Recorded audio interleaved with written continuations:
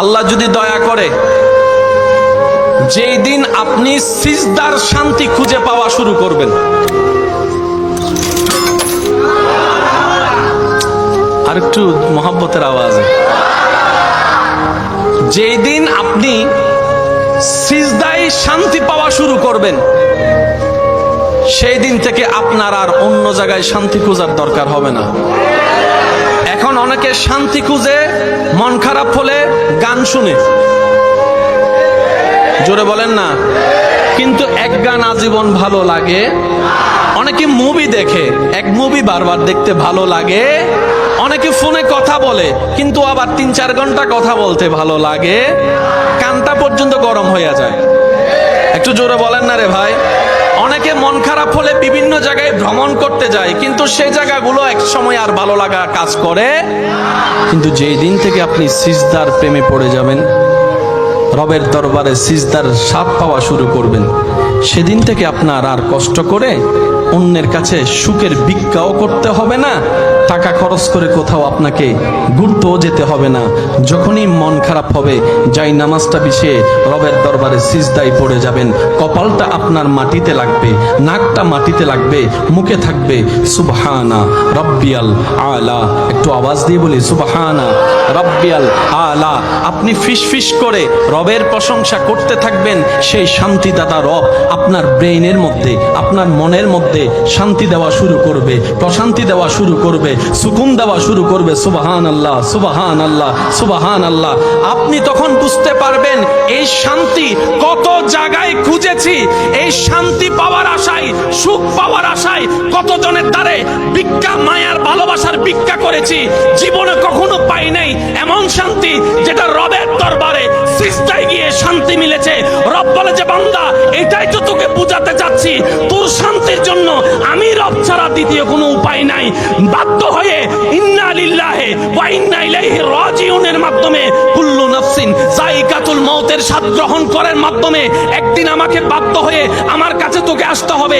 সে আসার আগেই দিল থেকে আমার কাছে চলে আয়, তোর জন্য দুনিয়াও শান্তির বানাই দিব, কবর হাসরও শান্তির বানাই দিব। সুবহানাল্লাহ। আমায়ে কেরাম এবং বাবা দাদা নানার বয়সী যারা আছেন, ওনাদের দোয়াকে মাথার উপর ছাদ বালিয়ে দুই একটা কথা বলার চেষ্টা করব। আল্লাহ পাক আপনাকে, আমাকে, আমাদের সবাইকে আমল করার তৌফিক দান করুন। আমি দিল থেকে বলার সর্বোচ্চ চেষ্টা করব, আপনারা দিল থেকে শোনার সর্বোচ্চ চেষ্টা করবেন। কারণ কি জানেন, কানের শোনা কথা কান দিয়ে বের হয়ে যায়। সেজন্য স্যারে কি পড়াইছে কিচ্ছু মনে নাই,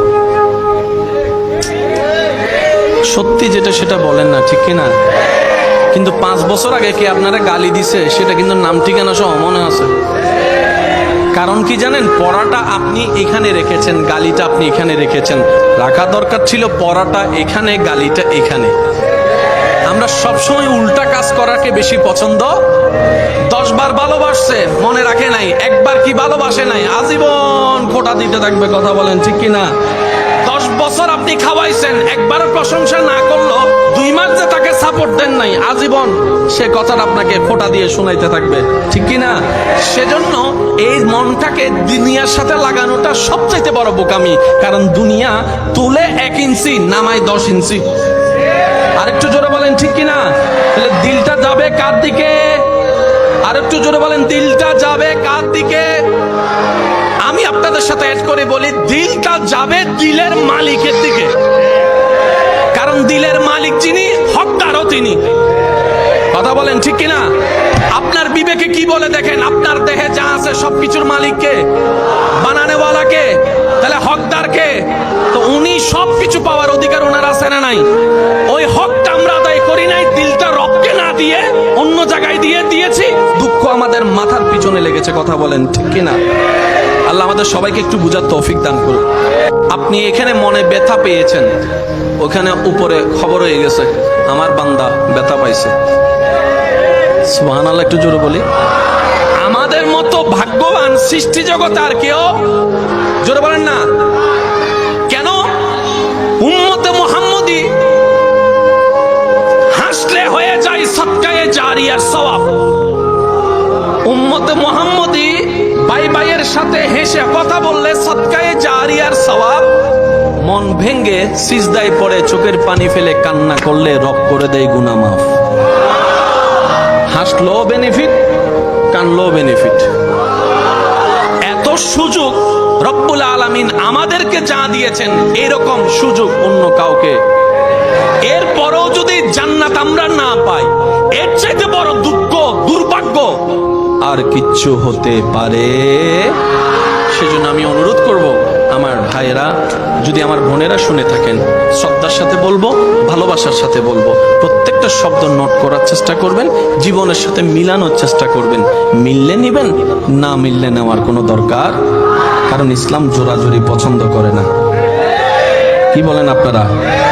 আপনাদের এলাকার ইমাম সাহেবের কাছে যদি কাউকে ইসলাম ধর্ম গ্রহণ করার জন্য কেউ আনে, দেখবেন ওই আলেম, ওই হুজুর সর্বপ্রথম সেই ব্যক্তিকে একটা প্রশ্ন করবে, ভাই আপনি কি নিজের ইচ্ছাই এসেছেন নাকি আপনাকে জোর করা হয়েছে?